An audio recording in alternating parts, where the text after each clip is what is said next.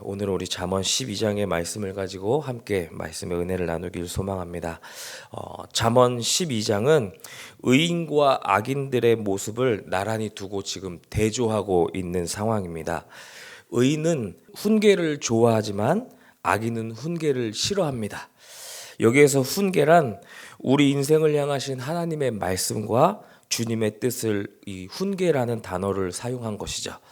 의인은 하나님께서 하시는 말씀을 주위에서 듣고 그 말씀을 따라서 살아갑니다. 그러나 악인은 하나님의 말씀을 무시합니다. 하나님의 말씀과 반대로 자기의 뜻대로 자기의 주장대로만 살아가는 것이 바로 악인의 모습이라는 것이죠. 이러한 선택의 결과가 여러분 어떻게 나타납니까? 의인은 뿌리로부터 올라오는 영양분으로 열매를 맺고 결실하는 풍성한 나무와도 같지만 악인은 소멸하는 겨와 같이 멸망합니다.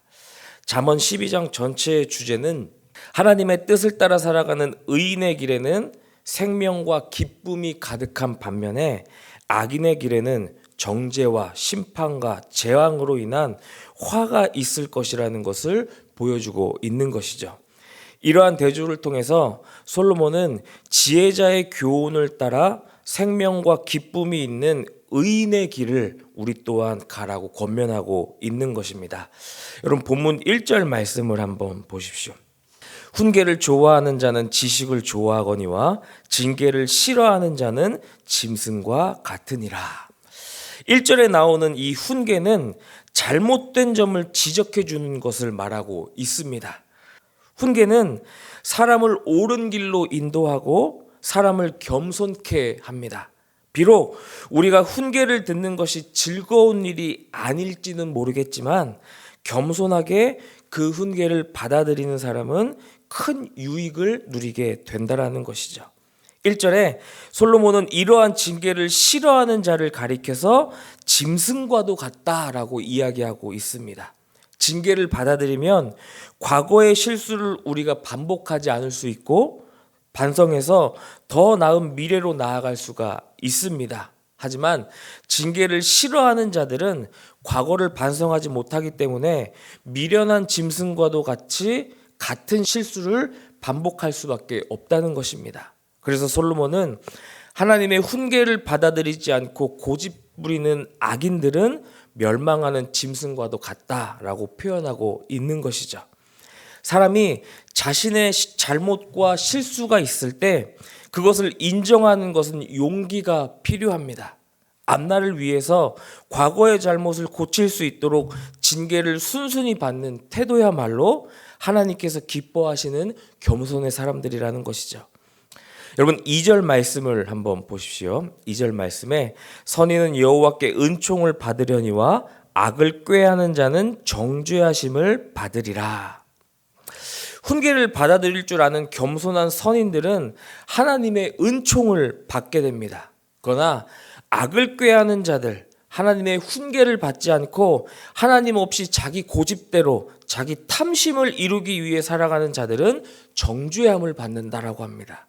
비록 우리가 연약하고 우리가 부족한 사람이라 할지라도 하나님의 긍휼을 의지하고 주님의 뜻대로 행하려고 하는 사람들에게는 하나님께 은총을 받을 수 있다라는 것을 여러분 기억하십시오.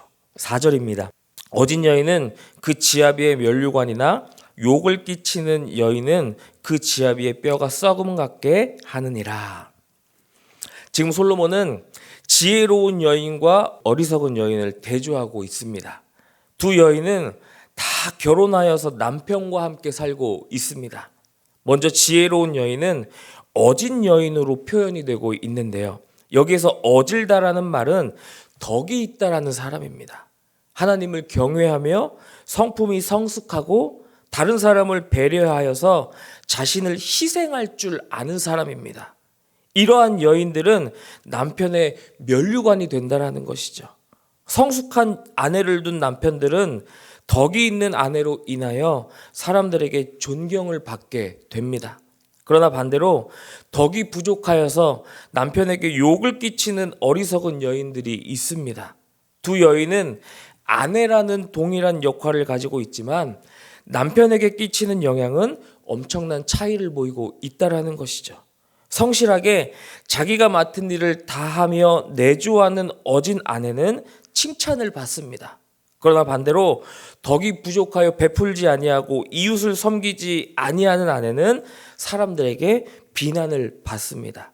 그런데 이 이야기는 우리가 하나님과 맺는 관계에서도 동일하게 나타난다라는 것이죠. 성도는 신랑 되시는 예수 그리스도의 아내입니다. 따라서 우리가 행동하는 것에 따라서 성실하고 올바르게 행동하면 우리의 신랑 되시는 예수님께 영광이 될 수 있고, 게으르고 부정직하게 살아감으로써 예수님께 욕을 끼칠 수도 있다라는 것이죠. 5절과 6절은 지금 의인과 악인이 가지고 있는 삶에 대한 태도와 생각의 차이가 어떠한 결과를 초래하는지를 보여주고 있습니다. 의인이 가지고 있는 생각은 사람을 구원하게 만듭니다. 여기에서 구원이란 우리의 영적인 구원뿐만 아니라 굶주린 자를 먹이고 헐벗은 자를 입히고 상처를 싸매주는 일 등 실제적인 구원도 포함이 되고 있는 것이죠. 의인의 삶은 이처럼 많은 이들에게 유익을 주고 사람을 살리는 보람되고 복된 삶을 살게 됩니다. 그러나 반대로 악인의 도모는 사람의 피를 흘리게 하는 결과를 초래합니다. 즉, 그는 자신의 유익을 위하여 수단과 방법을 가리지 않고 사람들을 대하고 있는 것이죠. 악인의 주변에 있는 사람들은 한 사람의 인격체로서 대우받지 못하고 늘 기계의 소모품처럼 여겨집니다. 그 결과 악인의 생각은 사람들로 다치게 만들고 아프게 만들며 결국 사람들의 삶을 파괴한다라는 것입니다. 한 사람의 인생은 결국 그 사람이 지혜로운가 아니면 어리석은가에 따라 판가름이 납니다. 의인은 남을 돕고 살아감으로 타인을 살리는 삶을 삽니다. 그로 인해 존경과 칭찬을 받으며 살아가는 것이죠. 하나님께서는 그들의 삶이 뿌리부터 영양분을 공급받는 나무처럼 좋은 결실을 맺도록 복을 주십니다. 이처럼 지혜로운 자들은 칭찬을 받고 복을 누리는 삶을 살게 되나, 악을 행하는 자들은 사람들에게 멸시를 받게 되고 하나님의 심판으로 멸망하는 삶을 살게 된다라는 것입니다. 사랑하는 성도 여러분, 오늘 하루 하나님께서 원하시는 의로운 길을 걸어갈 수 있는 저희들 되기를 간절히 소망합니다.